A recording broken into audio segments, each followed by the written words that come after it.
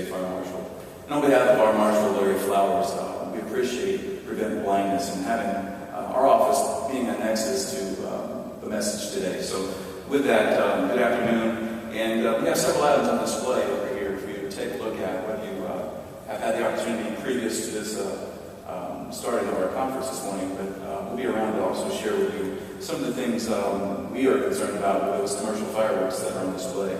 And so we invite you to take a look at those after we conclude here, and we'll be around to answer some questions. The Ohio General Assembly has enacted laws governing the purchase and use of fireworks in Ohio. Those are basically governed by the Division of State Fire Marshal's Office by rules and regulations in our laws, principally our fire code. So we are the principal agency, I guess, that manage fireworks in the state of Ohio. It is legal to buy fireworks at outlets, but you have to swear, basically attest to, and sign a document indicating you will remove those fireworks from the state of Ohio within 48 hours. And at no time are you allowed to actually, without a license, exhibit those fireworks. So it is important that everyone understands that. There are some novelty-type fireworks that are permitted to be used. And those basically are smoke detectors, or smoke bombs, snakes, snaps, or sparklers that, like Sherry indicated, sparklers are a tremendous concern of ours. In fact, if you were at last year's Prevent Blindness, we burned some sparklers at our office and showed just how hot those basic metal rods get when they're being used and burning and the sparkle coming off of those. I believe, got to around 1,000 degrees Fahrenheit. So just you can understand that not only thermal burns to the skin, but any contact with the eye would immediately render that to be tremendous injury, of course.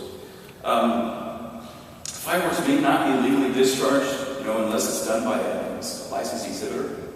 And licensed exhibitors are licensed through our office. They must be tested and verified. We also look at making sure that they have the credentials and they're doing it safely. And so we would advocate that any backyard display of fireworks, and I've had people tell me that, I'm allowed to shoot off fireworks, I've got a license. Do you know where I work? No, you don't. You're not permitted to do that. But in every community in this state, and it's already starting, we hear about license or fireworks that are going off. We don't have the capabilities with our staffing to take and try to attempt to mitigate that. That has to happen at the local level. But backyard displays are not permitted, and in fact it's a misdemeanor in the first degree and punishable by up to 6 months in jail and $1,000 fine if found guilty of illegally shooting off fireworks without a license. Most firework injuries are caused by the use of those backyard fireworks. Many injuries are because of delayed fireworks explosions.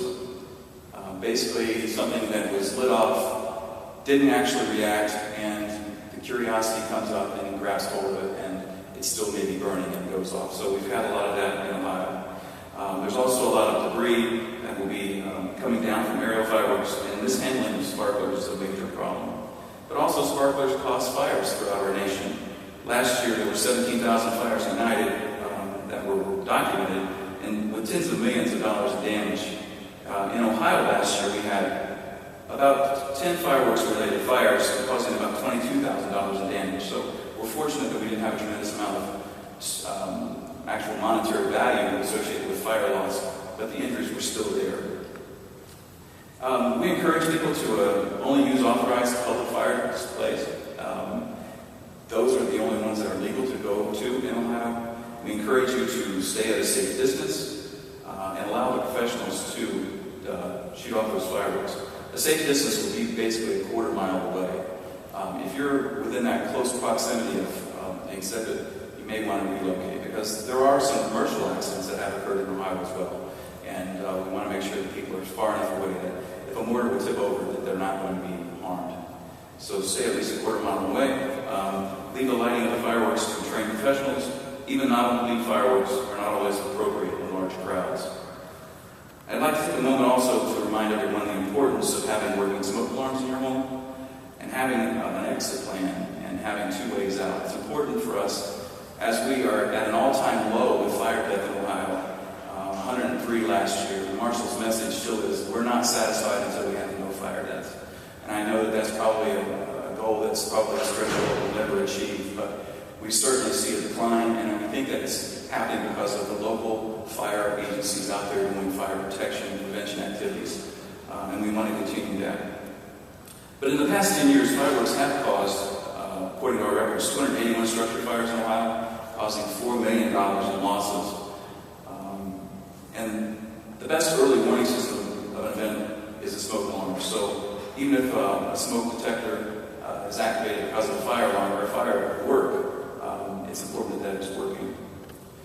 So we will be here today to stick around and take a look at what we have. I think it's important for you to understand what is legal to purchase, what has to be taken out of state, and the message rings true with Dr. Smith as well.